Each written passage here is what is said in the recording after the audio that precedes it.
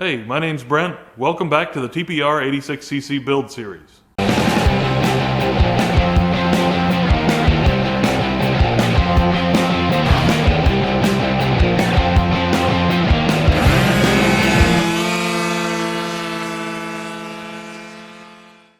I've had two very common recurring comments pretty much since the beginning of the TPR 86cc build series. Number one was try a new exhaust. I did that. I actually got a Melosi MHR big bore exhaust long ago and put that on the TPR kit, and it works very well for me, and I'm still using it now. The other comment that I still get a lot is that I need a larger carburetor. So this being the 50th episode or part of the TPR 86cc series, I think it's about time that I finally try that larger carburetor. This is a 25mm Del Orto PHBL round slide carburetor, and it's the only carburetor that I've ever tried on this TPR build. This is a 30mm High Velocity Lectron carburetor, which has a flat slide and a power jet. This is not only the first Lectron carburetor that I've ever owned, I've also never used a flat slide carburetor, and I've never used a carburetor with a power jet.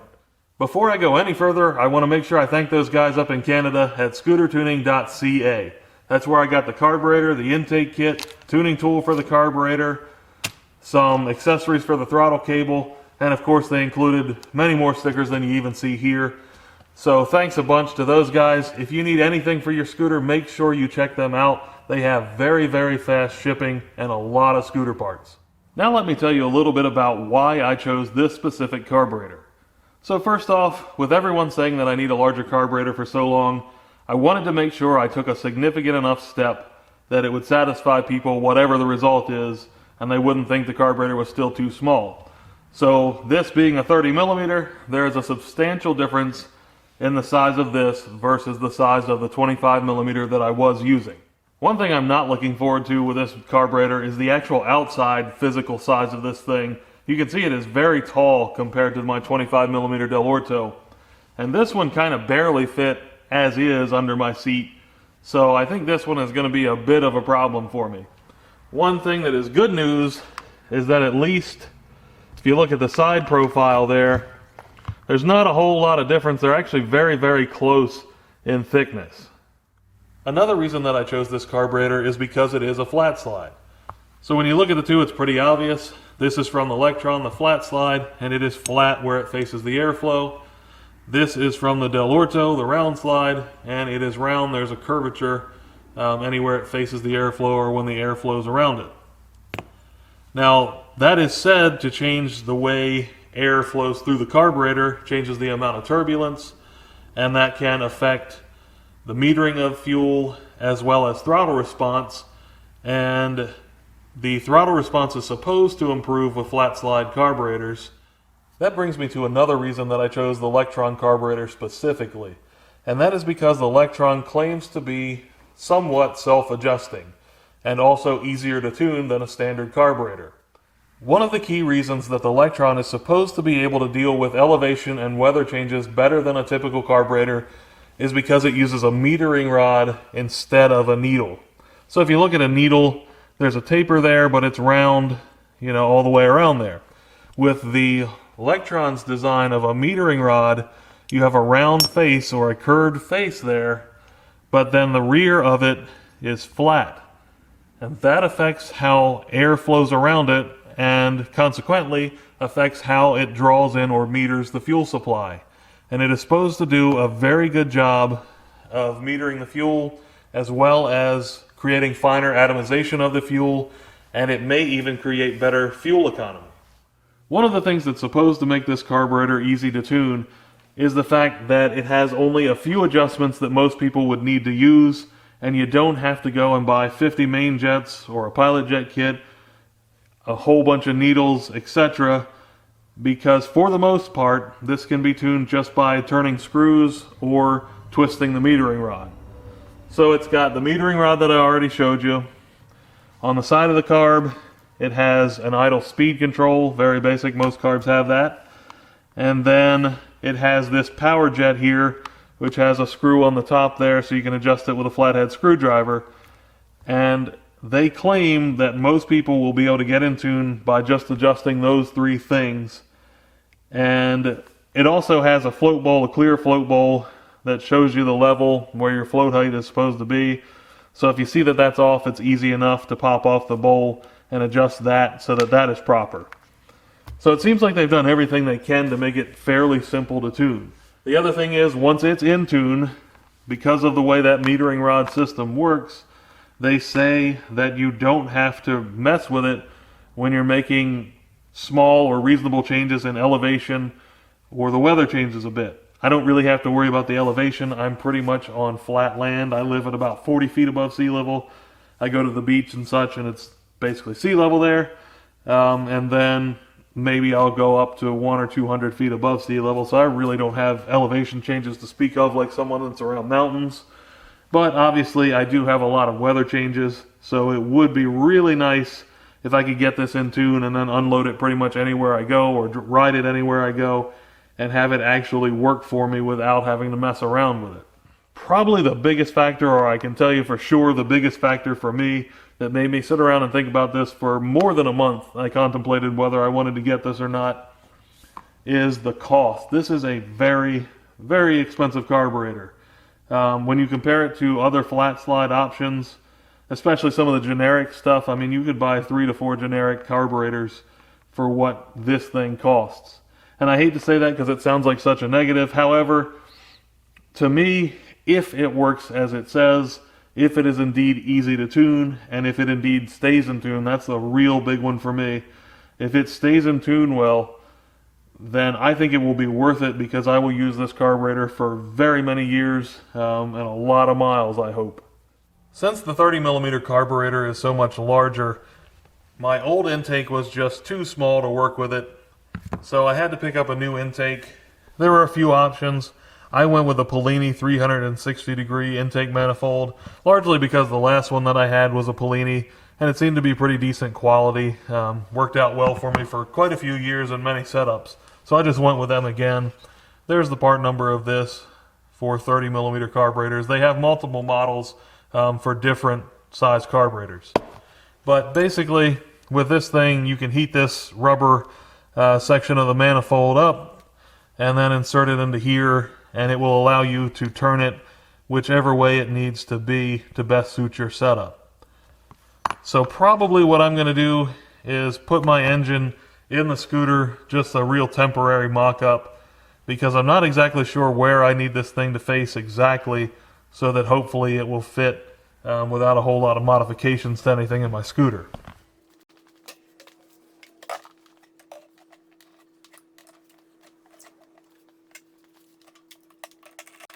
I put a couple of studs in here. It's just easier for mock-up than trying to do the bolts. I'm going to start by installing this KX85 reed setup that I've been using. So again, these are big reeds from a KX85 or KX100, and that spacer was from, I believe it was Precision Racing. Just makes it easy to install them. The only bad thing is, because of the thickness here, it's this much below the actual reeds. It'll probably make this whole thing a little more complicated than it needs to be, but I think especially with a large carburetor, the big reeds would be beneficial. I definitely don't want to remove those and then put smaller reeds in a larger carb. I've never used one of these intakes that allows you to rotate it 360 degrees before, but just by looking at it and it saying that you need to heat it just to fit it in there, I'm assuming it's probably somewhat difficult to move this once it's actually installed in the plate. So I'm going to try to get this mocked up the best I can. So maybe I've got an idea of exactly where it needs to go and I can get it the first try. So I'm just installing this over the studs. You can see they're not long enough I can actually tighten anything, unfortunately. And then I'm going to try to get my carburetor into the boot just to allow me to mock this up the best I can. That is definitely a tight fit.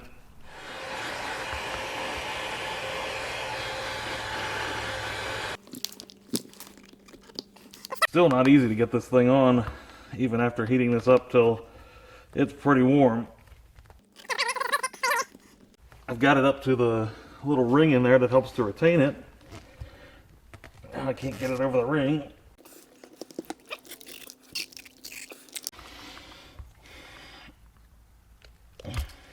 There we go.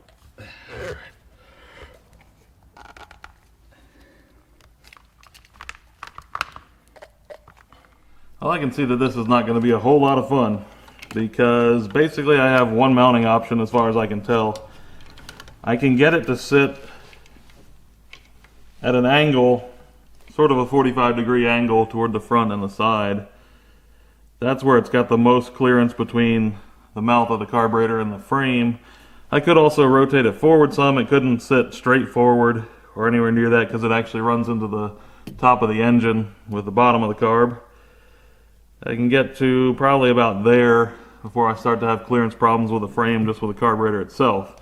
Obviously my water pump and the stuff over there wouldn't allow me to do it that way. And unfortunately, it looks like because I have the standard engine mount here, I don't have the subframe setup, or whatever they call it, where it leaves the center of this more clear. I wouldn't be able to do a rear mount carb setup because it would just run into my engine mount there. So basically my only option is sort of that 45-degree angle, or close to that, like so. I picked up a uni filter for this before I started because I knew my air box was too small to support this carburetor, and I didn't want to have to build an air box before I even knew if the carburetor was of any benefit to me. So there's the information on the filter, part number, etc. It's a 2-inch ID by 4-inch height, and it has an angled adapter. I think it said it was a 14-degree angle on there. So I'm going to go ahead and put this on the carburetor and find out if there's any chance that this is actually going to work without further modifications. It looks like if I can angle it there, and if the boot on the intake is capable of bending a little bit without pinching itself off too bad, then it may work.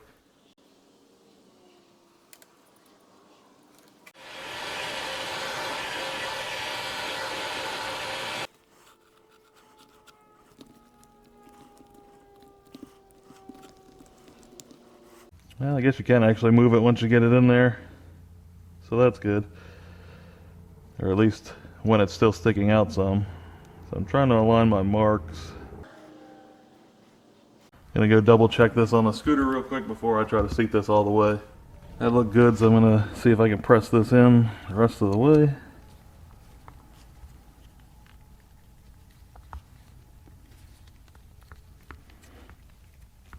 There we go.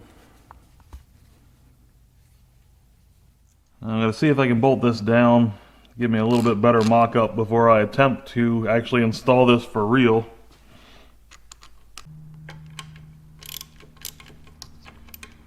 It's on there, but the intake is basically giving as much as it can.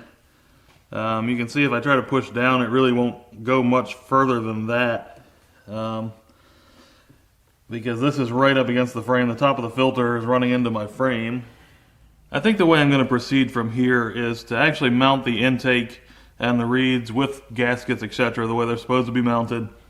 And then I'm going to look around and see if there's any pod filter that will fit this that's got a sharper angle, maybe 30 degrees at least, if not 45 or greater angle. Because if that comes off of there at more of an angle and the airbox isn't running into the frame itself, then the carburetor and the intake, well, really the intake can set at more of its natural angle without trying to compress. I think it would be okay this way, but I think it's going to be a better setup in the long run if everything isn't super tight against the frame and bending as much as it can.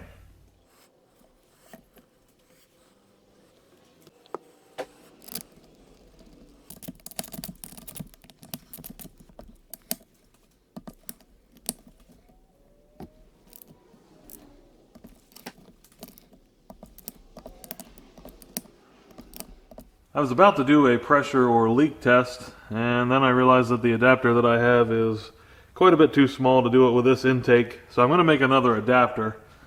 Luckily, I have some 1.25" aluminum around that should work pretty well for that. Before I saw off this aluminum, I want to say thank you to John, that's 190mech from the 49ccscoop.com forums, because this portable bandsaw showed up at my door one day. Apparently John thought it was a good idea I needed to have one, so he gave me one as a donation, and I greatly appreciate it. Thank you very much, John.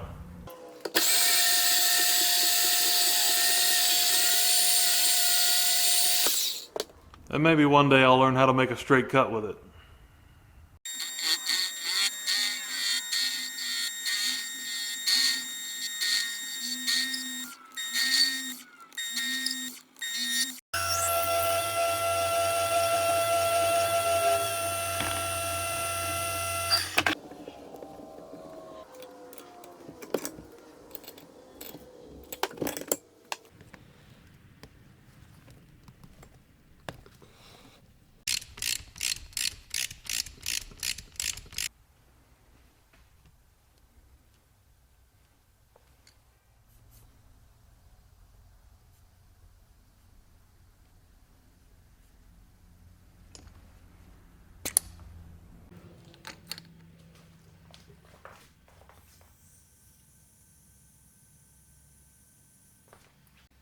Once I got the engine pressurized, I noticed a leak, and after spraying some soapy water around, it turns out that it's right here on this side between the rubber boot and the aluminum plate here. So it's the intake. I'm not exactly sure what I need to change to get that to seal. I thought that would probably be a non-issue. I guess I'm just going to take the intake back off and have a look around there and see if there's anything obvious that's wrong.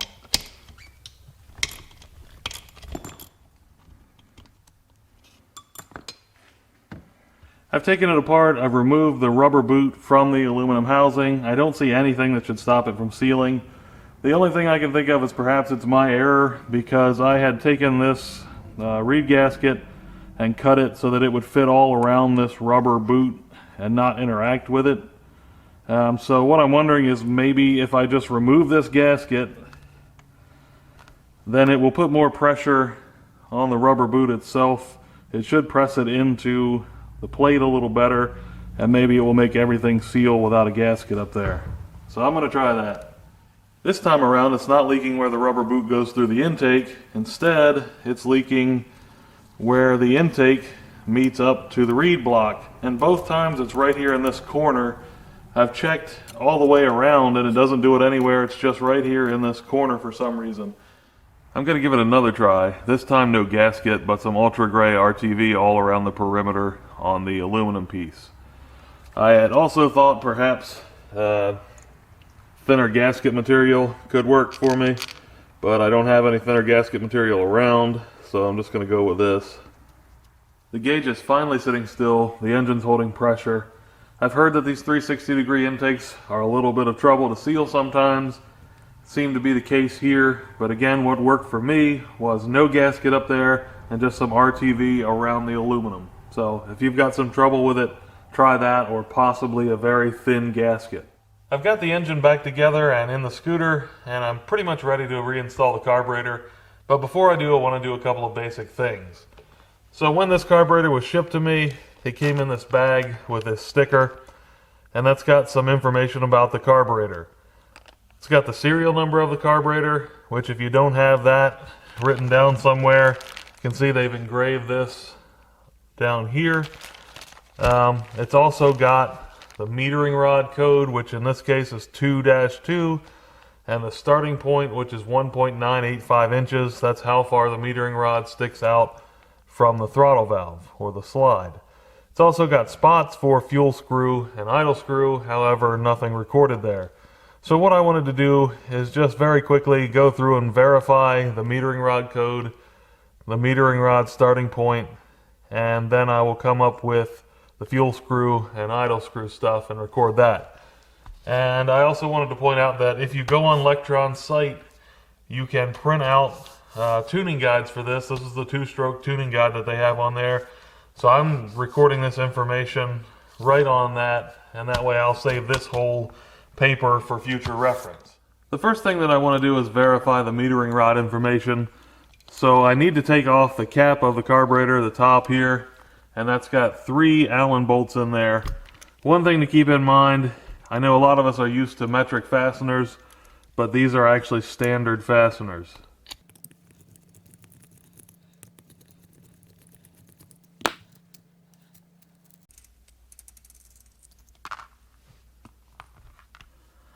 Once that stuff's out of there, you can get the slide out. I will say this thing is a bit kind of sticky from the factory. I'm assuming that frees up a little bit once it gets used.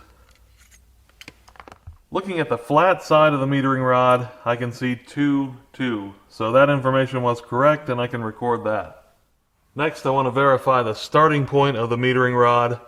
And all you do for that is take a measurement from this brass piece here to the end, the very tip of the metering rod, and just be careful not to depress the metering rod when you do that. So in this case, they say 1.985 inches, so I just went ahead and set my caliper right to that. And I can go ahead and check, put this right up against the brass piece, and it looks like 1.985 inches, so that's correct, and I can record that information.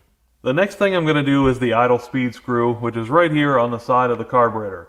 And all I'm going to do for this is use a flathead screwdriver and carefully count how many turns it takes to screw this in all the way until it's seated. And that's just gently seated, not really trying to force it. So what that will accomplish is if I ever needed to go back to the original settings for some reason, or give myself a baseline starting point, then I will know if I screw this all the way in, I can screw it out X amount of turns, and that'll put it back to where I had it, or where it came. So there is half, 1, 1.5, and just a little over 1.5. We'll say 1 5/8. Yeah, about 1 5/8. So now, if I want to put it back, I go 1/8. Another half makes 5/8, and then I go another full turn, and it's back to where it was initially set. The next thing I'm going to do is the pilot jet, which is right here on top of the carburetor. Again, use a flathead screwdriver, and you will count how many turns it takes until this seats. This one is going to be a bit different feeling because it has this spring here and has a lot of tension on it. But basically go until you're not really forcing anything, but it's pretty well seated. So half, 1, 1.5, 2, 2.5, 2 3/4, and then I can turn it back out the same amount. There's a quarter, there's 3/4, and then I need 2 more. 1, 2.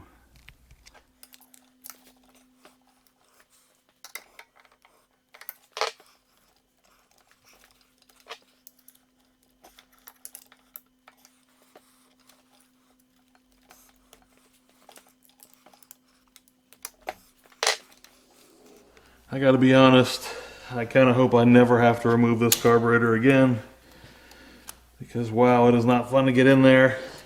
Between the intake moving all around and the sharp edges on the mouth of the Lectron, just not a lot of fun.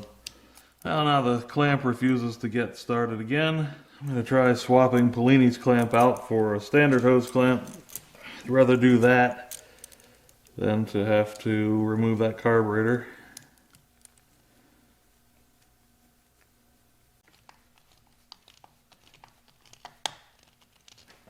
Once again, I gotta say thanks to scootertuning.ca, because as I showed you earlier, that 15-degree unipod filter that I had did not work. I looked around and I saw that Scooter Tuning has a Polini air filter that has a 90-degree adapter on there. I also picked up a couple of drive belts because we know I go through those way too fast. But there's a Polini air filter that should be large enough to fit over the mouth of this carburetor. Hopefully it's 48 millimeters. The carburetor is supposed to be 50. Included in the kit are the air filter itself, the 90-degree adapter or boot with a metal reinforcement to allow you to securely clamp this to the filter, and then the 3 hose clamps. Some very brief instruction for all their air filters, and a Polini sticker. So I will note that in the instructions they tell you to wet this with a filter oil. I'm not going to do that right now because I just want to do the mock-up without making a mess of it. So let's see, this way, put those two together. And get a couple of hose clamps on here.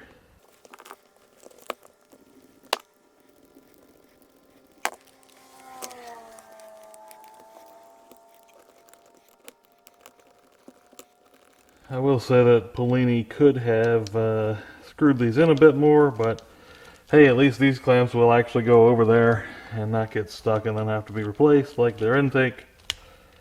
But again, that may be because the Lectron is just slightly too large for it.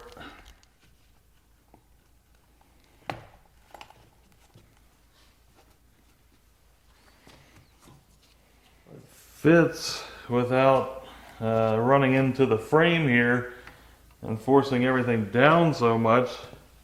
The bad side is they made the filter so huge that then it runs into my kickstand, so I'm going to have a heck of a time getting the kickstand down with a filter right there.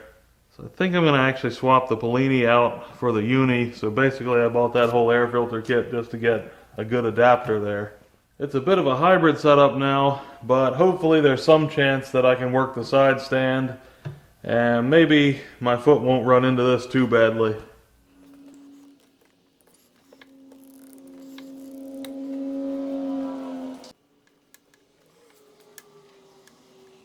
This thing's got 3 vent hoses coming out of the bottom, so I'm just going to gather these up and cut them off and try to secure them somewhere down at the bottom of the frame or the engine.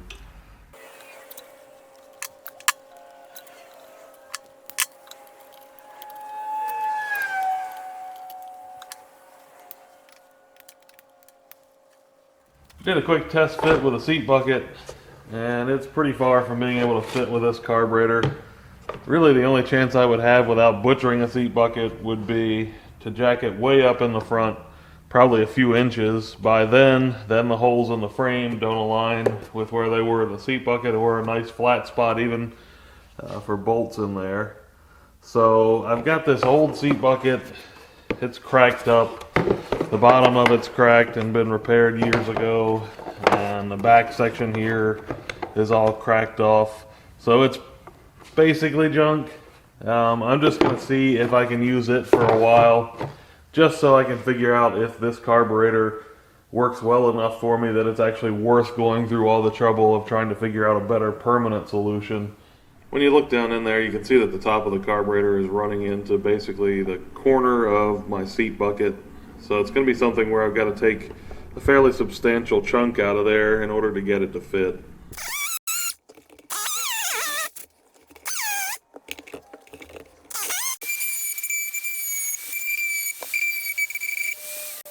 That made enough room for the carburetor itself to fit. The problem is, now I've got to figure out a cable setup for it, and I'm probably going to have to end up cutting the seat bucket a little bit more in order to try and get the cable to be able to enter and exit the seat.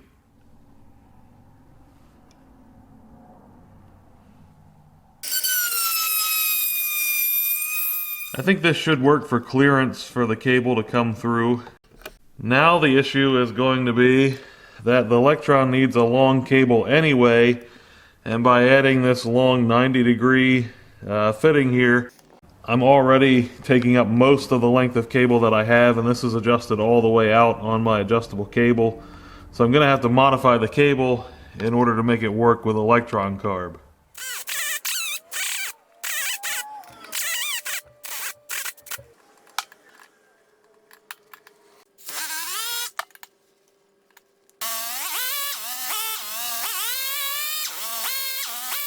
I carefully cut back both the plastic and the metal sheathing around the cable, so now I've got plenty of cable sticking out of there. I may actually have to use the adjusters that are built into this cable to back it off a little bit. Maybe not the most technically correct, I don't have ferrules on the end and all that stuff, but that should hold up fine. I filed the end just to make sure there was nothing sharp there that should eat into the cable as well.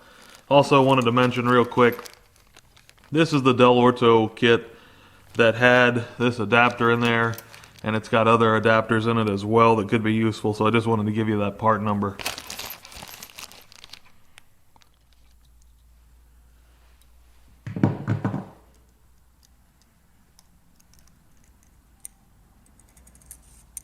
The slide can be a bit stubborn, as I showed you before, so what I'm trying to do is basically take the barrel on the end of the cable and push it in the groove that's in the front of the slide till it kind of binds up, and then pull the slide up that way.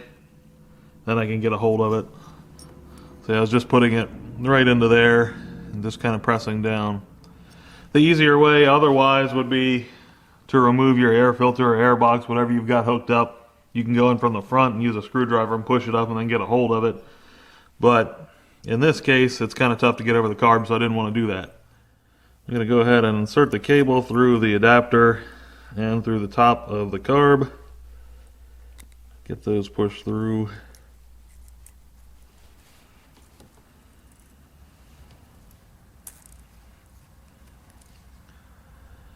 Make sure the spring is seated over this little spot here, and then compress the spring. That way I've got plenty of cable sticking out of there. Then I can take the cable, put the barrel into this little round spot there, push it down in there, all the way up against the back, and then release the spring. And that's all you have to do to install the slide, other than put it back in the carb. And whenever you do this, you want to just verify that the metering rod, the flat section of that, is facing the engine.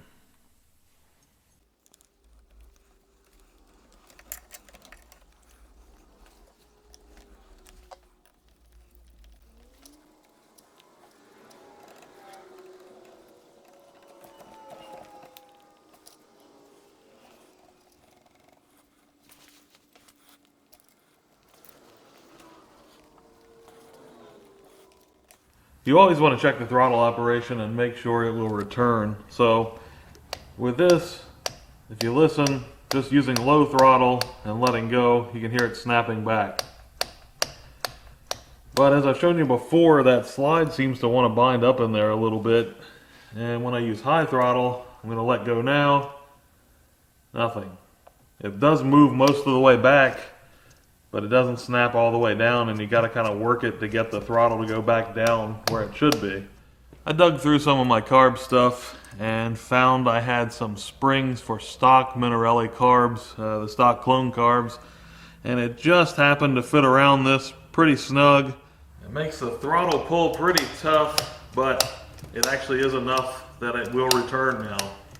The last thing to do before trying to start this up is to turn on the fuel supply and watch it fill this clear bowl. You can see there's a line right here to show you where the float height is supposed to be, where the level is supposed to be of fuel in there. If not, you may have to adjust it.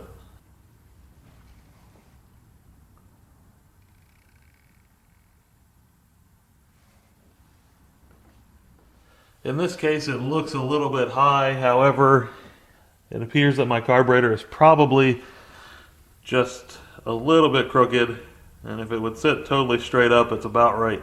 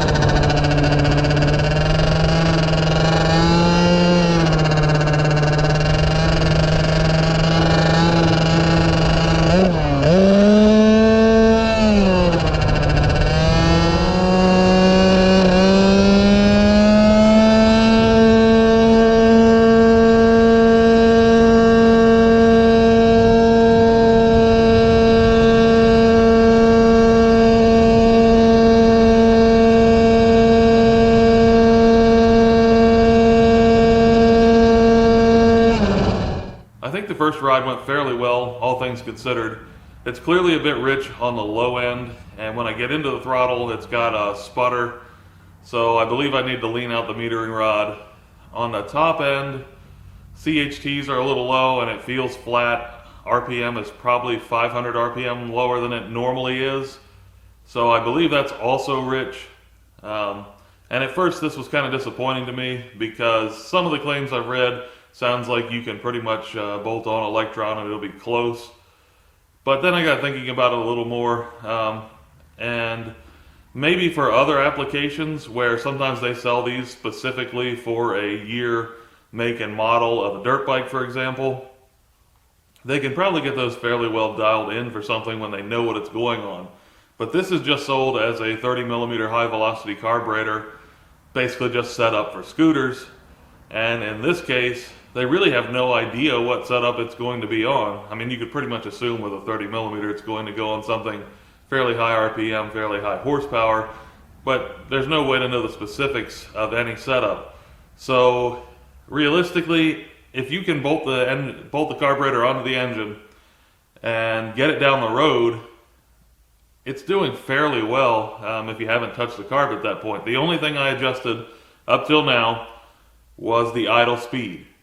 Other than that, it's just like it came out of the box, and it's actually got a nice safe tune. It's certainly not there for the best throttle response or best power, but I could ride the thing around all day and it wouldn't hurt anything. So that's a plus. Pretty much they say that the power jet is going to be for high throttle openings and the metering rod is going to be for everything else. I'm going to start with just the metering rod and I'm going to move it a half turn leaner. They do say do not pass a half turn. Don't make any adjustments larger than a half turn on either the power jet or the metering rod. And quarter turn seems to be recommended for a lot of changes, but in this case it's sputtering and popping kind of bad when I get into the throttle, so I'm going to make a little bit larger change and go with a half turn on the metering rod. The first thing you'll need to do to adjust the metering rod is remove the top of the carburetor and pull that assembly out of there.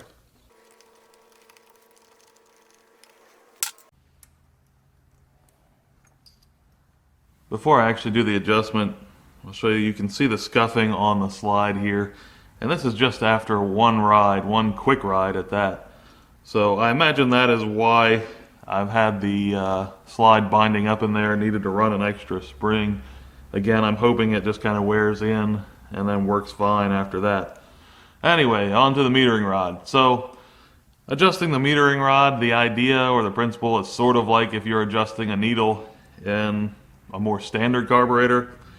And basically the longer the rod is, the more it goes down into the bottom of the carburetor, the more fuel it blocks off. So that leans it out. And if you make the metering rod shorter, it's just like raising the needle in a more standard carburetor, and that will richen it up.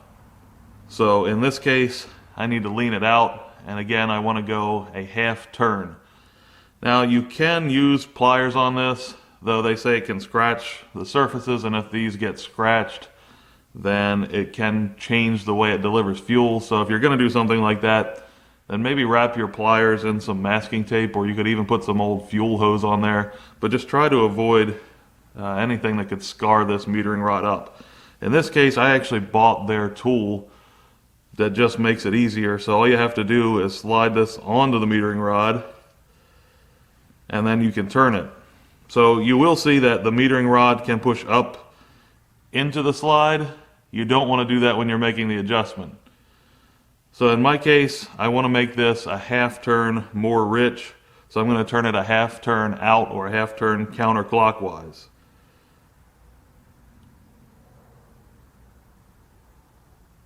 So there's a quarter and there's a half. So a half turn is basically, it puts the flat face of this metering rod on the opposite side. And we don't want the flat face of the metering rod on the opposite side. The flat face always has to face the engine. So now what we do to get that back into adjustment is press this up a little bit. You can feel the spring in there. Press it up until you can't really press it anymore, and then you can twist this around while that is still depressed, and then let it go when you get the flat side facing the engine side. And then just kind of jiggle it around and make sure it's actually seated properly. And then you're good to go. This can go back into the carburetor and the top can be reinstalled. After the metering rod is adjusted, you may also need to adjust the idle speed screw. I would assume because the metering rod covers a wide range of throttle positions, and so it's also doing kind of the job that a idle mixture screw would normally do. And if you've tuned a more standard carburetor, you know when you adjust the idle mixture screw, you usually have to adjust the idle speed screw.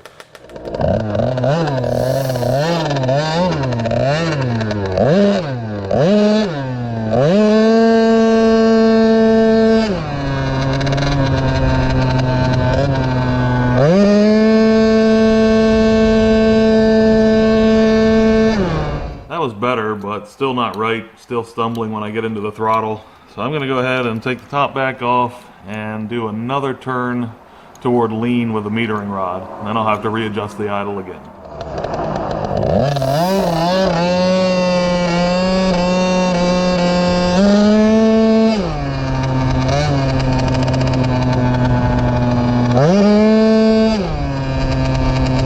Low throttle positions feel pretty good after that last change. I think they may actually be going toward lean, at least for cruising, based on sound and CHTs. I think they'd probably be okay, but they're, I would think, on the edge. However, I'm still getting a stumble when I try to get into the throttle. So at this point, rather than continuing to go leaner and leaner on the metering rod, I'm going to try to back out the power jet, or actually turn it in a half turn in order to lean that out. Since I'm still getting low RPM when I'm wide open throttle, I think that's going to have to change. So I'm going to go ahead and do that and give it another try.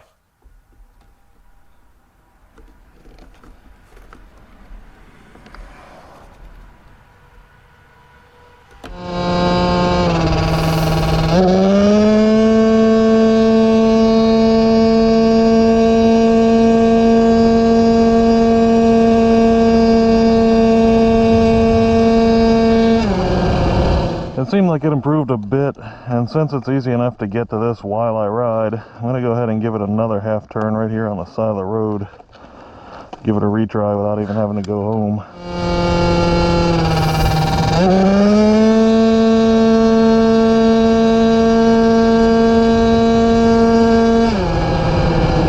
So I ended up turning the power jet in a full turn, a half turn at a time. And I didn't see a whole lot of change. I thought it might have got a little bit better the first time around. The second time on the other half of a turn, I can't say I really noticed any difference. I'm not 100% sure I made any difference, period. I don't really know if I should continue messing with that right now. So what I'm going to do for the moment is switch back to the metering rod, because regardless, I'm still getting that popping, that sputtering when I try to get into the throttle quickly. And it doesn't seem to be affected at all by adjusting the power jet. So I'm going to go ahead and lean out the metering rod a little bit more. While I do that, my seat bucket is very close to allowing me to totally remove the top of the carburetor and have a clear shot at the power jet, but not quite there. So I'm going to take a little bit more out of my seat bucket, and that way all I'll have to do is remove the stuff from under my seat, and I can access everything, hopefully, without even having to take the seat off.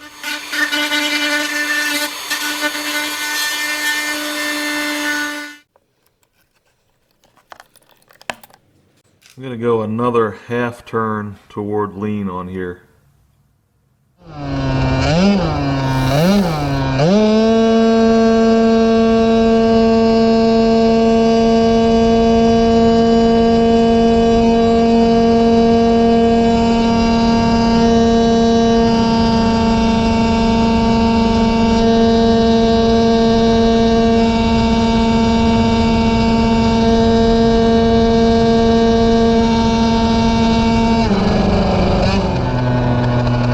How bad it does off the line. I definitely got rid of a lot of lag. Yeah, I think it's going to be pretty bad, but we'll try it.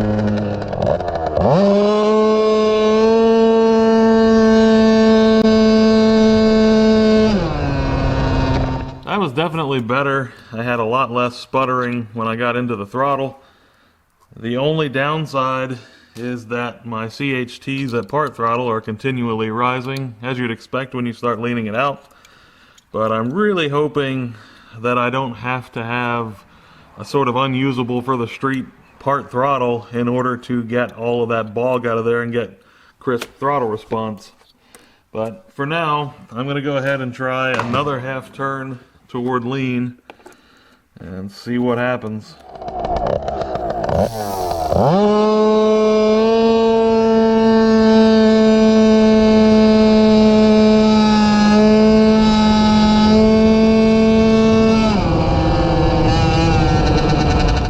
Hopefully you can hear me over the engine. So it has cleared up a lot for that last half turn on the metering rod. So I still got that that sort of bog or whatever you would call it at the last 8th throttle. So what I'm going to do is put my power jet a turn out so it's back to where it started. That way we'll see, that'll richen it up, and we'll see if that affects it. Just wondering, I think maybe I should have stuck to my guns in the first place and just worked with the metering rod, then went to the power jet. So we'll see what happens when I put the power jet back to the way it came with my metering rod now adjusted so I have good throttle response. Yes. And there's one.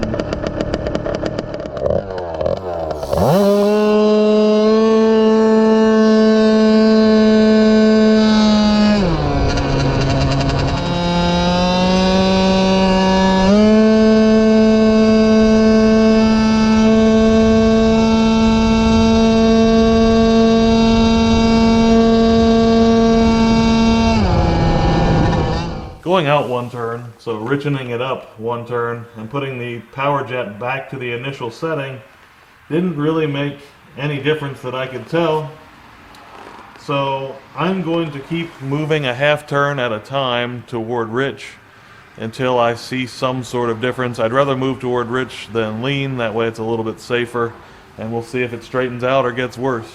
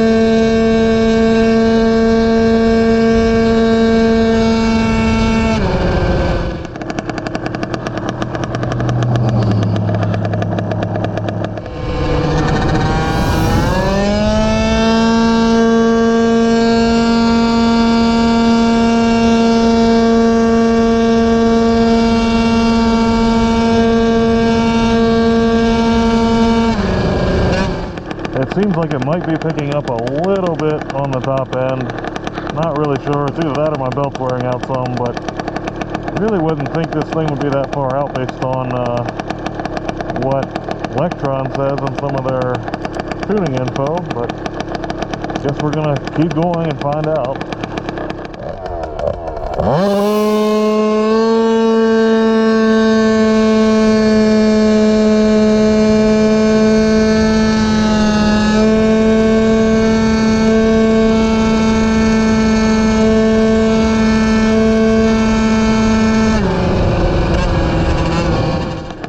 I've gone out 2 more turns since home, so I'm 2.5 turns beyond the initial setting, which seems like a lot.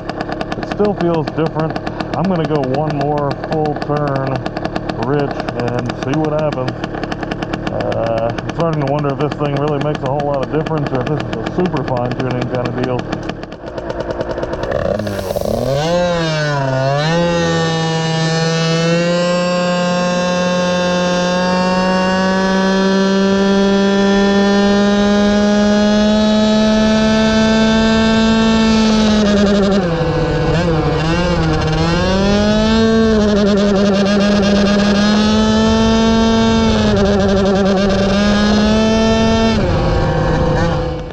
So I'm now 3.5 turns out from where it was, and I've finally seen an obvious, very obvious difference.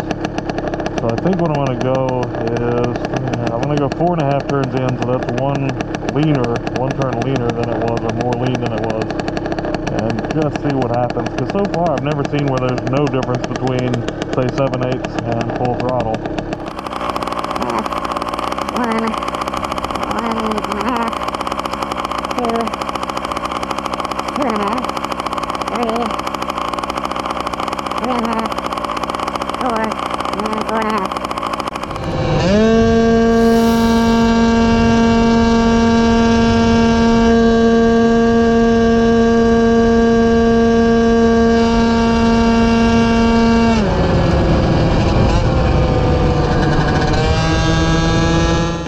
Still no major difference, so I'm going to go another full turn, more lean.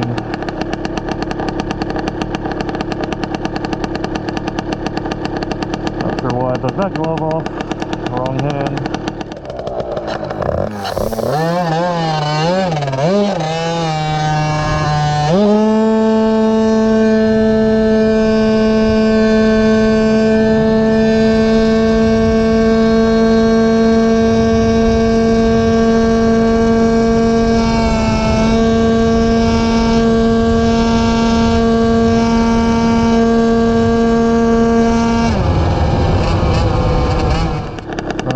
I believe it's getting worse, but I'm going to go ahead and go another full turn. Just trying to see the range here. Well, at that point it's seated. You're not supposed to ever run with it seated, so it's now about a quarter turn out. That's a half turn. Lean as it gets.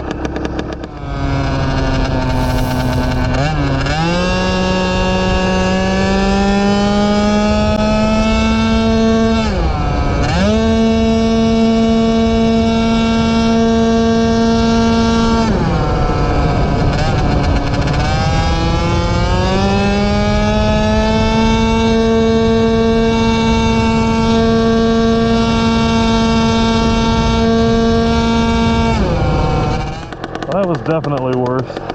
So it seemed to me that the best setting was not long before it started to get obviously rich. Probably within a turn to maybe 2 turns of that. So I just got to figure out where to go back. So I'm going to richen this up 4 turns. That should put me right about back to where it was doing pretty well. That's why I keep track of this stuff. I would never remember that on my own. So one thing I'm noticing here is that I never had a setting where the last 8th throttle didn't feel different than the rest of the throttle. So I guess that's just how it works with a power jet. Again, this is new to me. Never worked with a power jet before. Obviously never Electron before. So I suppose that's just how life is at this point.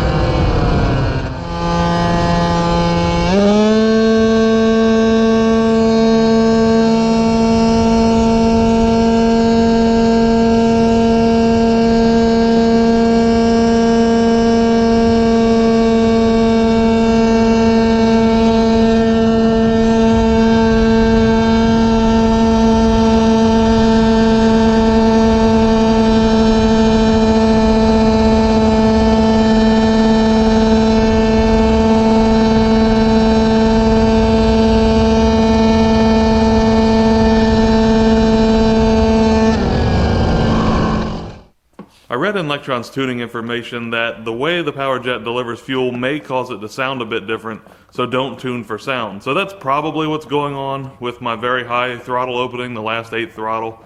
But I'm just going to take the air filter off real quick and take a look and make sure there's nothing weird about the way the throttle works. I'm actually kind of suspicious maybe the thing opens too far and that just causes a disturbance in the airflow or something. So I'm just going to check real quick. That's as far as I can get the throttle open. So that looks to me like I'm using maybe 3/4 of the throttle. So now I'm wondering if when I put that helper spring in to try and get it to return, if that is now restricting me, so I've been going around this whole time not even being able to use all of the throttle. So I'm going to have to take this off and check it out.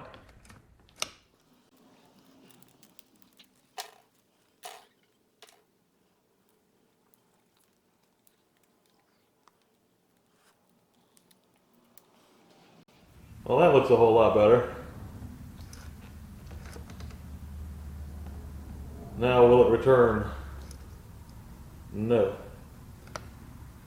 So I'm going to open it all the way. Now I'm going to let go. And that's what it does. And I have to actually push it the rest of the way back. I have been messing with this thing for probably an hour and a half now. And this is as good as I can get it to return. So this is totally letting go of the throttle. At least it does consistently return. But it's certainly not a quick snap back. Just to get to the point that this thing at least returns reliably, even though it's not how I'd like it to return, I have checked out the cable, made sure nothing was wrong with it, tried taking out some of the bends or whatever as it goes through the frame just to see if that was a problem. Tried lubing it, didn't really do anything, everything was fine. I ended up making up a small aluminum spacer, a little more than an 1/8 inch thick basically, that drops down inside the slide of the carburetor.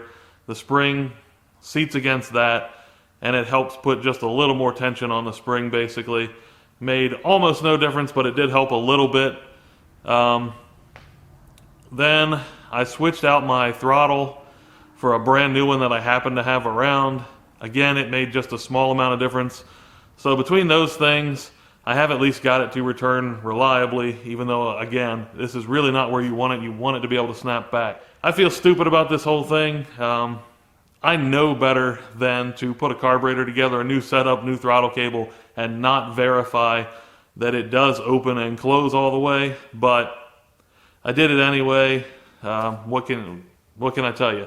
I could restart the video, try to make it all over again, and pretend that none of this happened, but I would really rather you see my actual experience. With that said, let's get back to it. I'm going to see if I can get this thing out on the road and find out how much difference it makes now that I can get that last, say, 1/4 throttle of pull.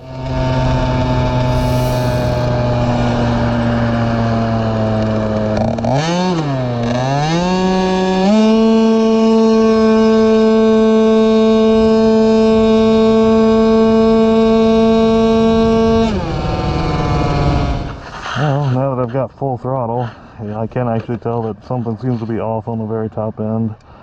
I'm going to start by going a 1/2 turn in.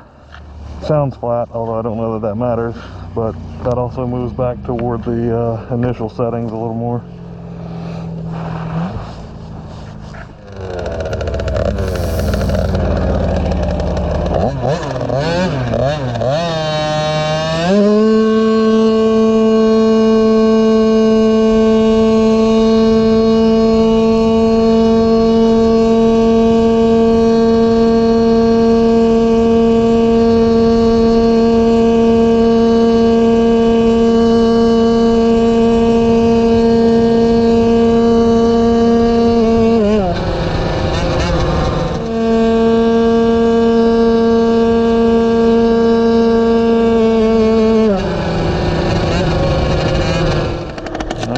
Go the other way and see what happens then. So I just took it a 1/2 turn out, or excuse me, a 1/2 turn in to lean it out. So now I'm going to go a full turn out. So that'll be a 1/2 turn richer than when I started from where I was yesterday.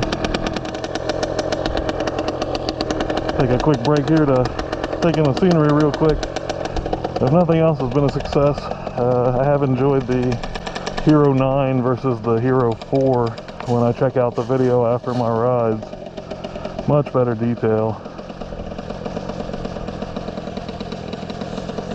Alright, back to the scooter.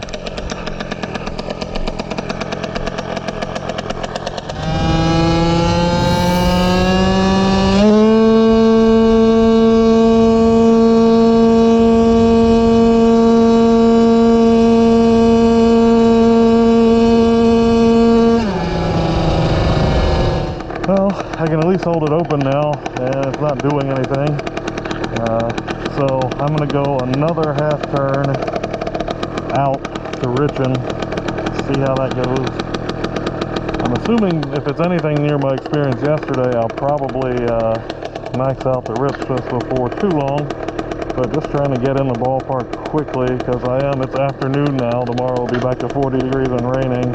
So trying to get where I'm going as quickly as I can. By the way, I have a headwind, so don't take the 59, 60 miles per hour max out setting up as anything negative. Pretty decent headwind right now.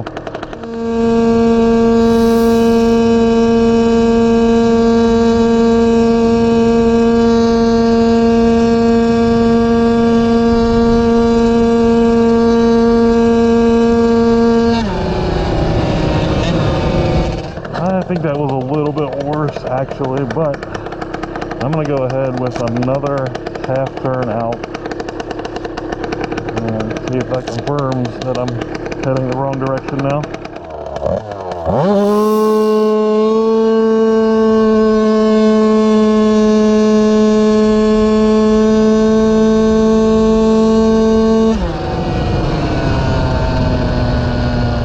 Still not dropping off. So once again, I will continue on the path of enrichment, and we will see what happens. Okay. Clearly rich.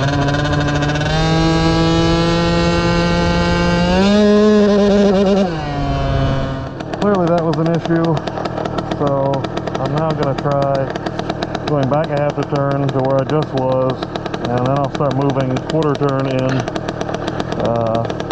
Try to dial in the power jet really more than my half turn stuff that I was doing. And I know I've just rode with it like it is right now, but I think it's easier to try this stuff back to back, so I really have some idea of what's happening versus trying to remember exactly how it was.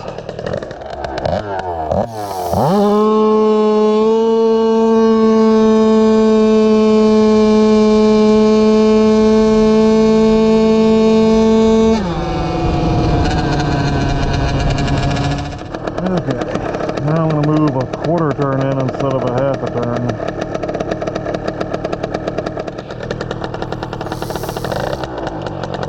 What are you doing?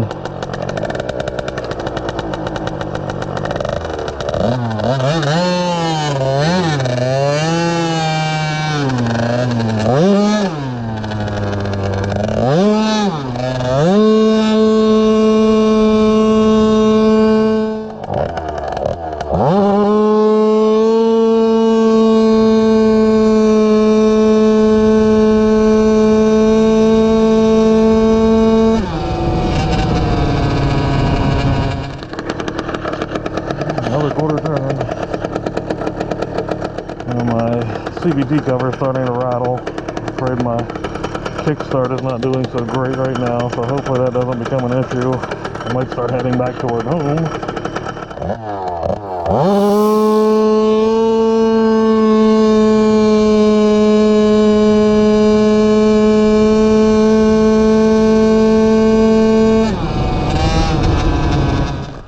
That time it seemed like it was about 100 RPM lower, but I'm going to continue another quarter turn.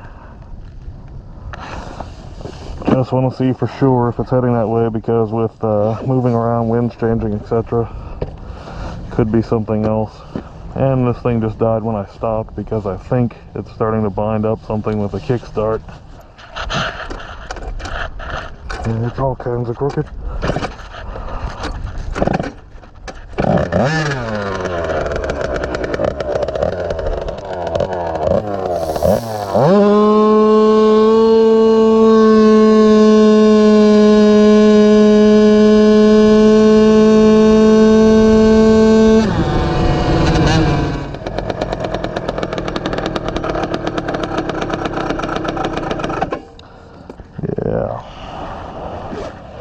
I'm gonna go a half a turn out back to my best last good result here, and leave it there. I think I'm going to need to mess with the metering rod more because it's breaking up, taking off. And I'm guessing once the metering rod is where it should be, it'll probably need more attention to dial the power jet in again. And I've already forgotten what I said, going at half a turn out. Okay. Now we know why I write this stuff down.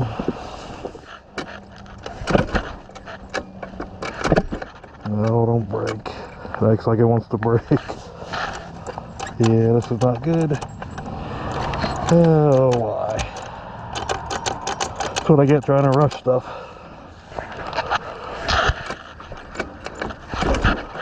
Yeah, I think it's done. Alright. Well, now this is stripped off of there. Nice. Doubt I would be lucky enough. Ooh, that is nasty. I doubt I would be lucky enough for this lever to just tighten more. Well, I can tighten it a little bit.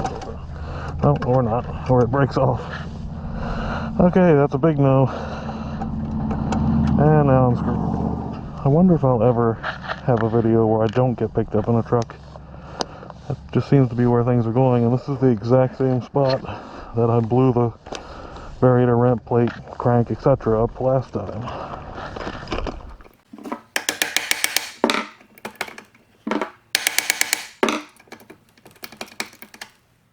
I assumed that my trouble was with the kickstart because there's a little bit of play in here, though it's really not that much. I thought it was worse than that. But when I took the cover off, I found this. You can see I can rotate that a little bit. A bit of play this way. Same deal for the starter pawl there. There's a little bit of play in that. The nut appears to be tight as far as I can tell. So I'll have to take that off to see what's going on. And I'm also seeing that my belt is busting cords. You can see that one clearly sticking out. And then on this side, you can see where it's dug in, where the cord should be, but it looks like part of it's missing in some of these spots. So the belt probably was going to break before too long.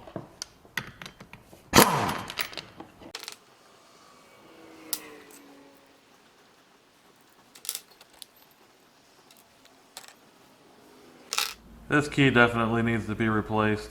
You can see it's still got the teeth a little bit, but they're worn down some. Got a little bit of damage here on the splines of the crankshaft. I don't think it's going to be any major problem. Just not what I like to see with, I believe it's about 85, maybe 90 miles on this brand new crankshaft.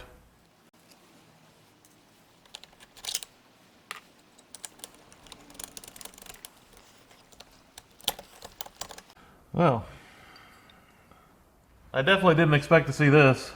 You can see I've got major damage there right where the ramp plate was sitting on the crankshaft. And by major damage, I mean it took the splines pretty much totally off in the section where the ramp plate interacted with it. Then when I look at the ramp plate, the splines are fine on there. At worst, it looks like they may be polished a little bit, but it really didn't have much effect on the ramp plate at all. So clearly, the ramp plate, it must be harder than the crankshaft is. And this thing is really jammed on here.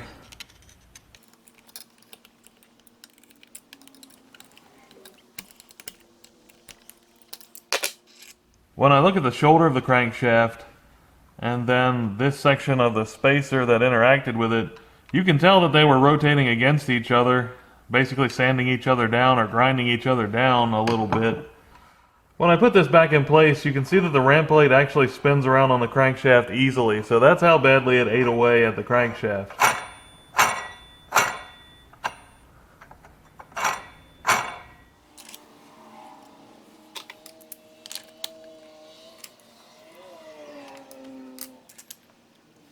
I mocked this up because I was curious to see how my spacing is here with the splines at the end of the crankshaft and my kickstart pawl. And what I'm seeing is the crankshaft, the splines there stick out just a little bit proud of the starter pawl. And that's a very bad thing. I'm actually very careful with that. I know I didn't check the carburetor earlier, but trust me, I've done a lot of CVT work. I am very careful whenever I set one up to make sure that the splines there at the end of the crankshaft set either flush or a little bit behind this plate here for the Kickstarter pawl, because otherwise it may be that even when you install the washer and such and you tighten this all up, it won't actually totally tighten, and then that can cause some play in there and allow things to spin. My best guess at this point is that the nut must have been just a little bit loose. It started creating some clearance in there for everything, and then things started to want to move more independently than they normally would when they're kind of locked together. So you've seen how stripped out the crankshaft is. This is sitting, the ramp plate is sitting right where it was, but now I've got everything tightened down. I just don't have the variator body on there. And even when this is tightened down with that stripped out, they don't actually want to move independently of each other, at least not easily. So I would think that the nut must have come loose. The nut doesn't look awful, but it's definitely not in great shape either. I wish the CVT stuff were the only fails, but when I unloaded the truck I also noticed that there is a little bit of coolant in this reservoir. Now I don't fill this reservoir, I only use it as an expansion tank, and I never see coolant in there unless there is a sealing issue, so I'm expecting that there's some sort of sealing issue going on. And not only that, but the coolant that is in there is very dark, has a nasty smell, and appears to have some sort of residue in it. So I don't know exactly what, but I think something has failed, and I'm probably leaking combustion pressure into the cooling system. Just out of curiosity, I'm going to fire this thing up with an electric drill and see if I get any bubbles in the coolant.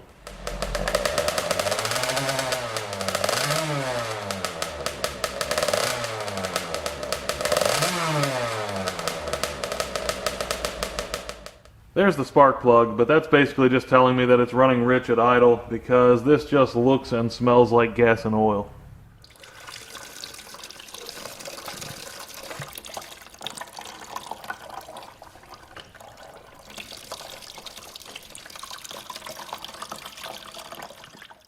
This is what I just drained from the engine, and this is some fresh 50-50 coolant mix that I use. Clearly a big difference.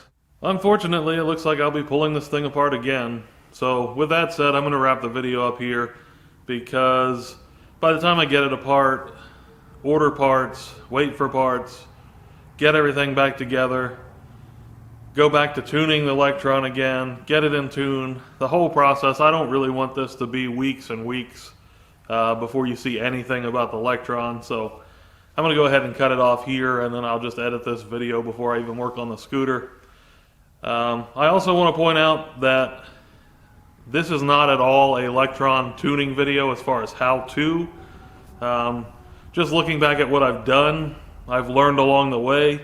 Unfortunately, without experience with Lectron, and I think really specifically without experience with a power jet, I just didn't really know how to approach it. I really should have followed along with most of the other stuff that I've heard, which is work on the metering rod first and then use the power jet more as that final fine tuning for the top end. So I think if I'd done that, I would have at least figured out roughly where in tune was a lot more quickly. Obviously, and if I had checked the throttle to make sure the thing was opening all the way in the first place. Huge mistake. But yeah, I want to put this up because I'd rather you guys see the actual process that I'm going through with Lectron versus a summary, and also because I remember doing a very, very detailed video about roller tuning and tuning the CVT. Extreme amounts of detail, lots of graphics, etc. in the video, and still I had people saying, well, you need lighter roller weights, or you need this or that. So I left nothing out. You've seen every step I've taken to this point. Hopefully the next time around I'll be able to get this thing going again, and I think now that I've kind of learned a little bit about how the carburetor works, then it shouldn't be such a process for me to get the thing in tune. So with that said, thank you for watching. I always appreciate it. Don't forget to subscribe so you don't miss upcoming videos. Like the video if you enjoyed it, and share it with your friends. And I'll see you around.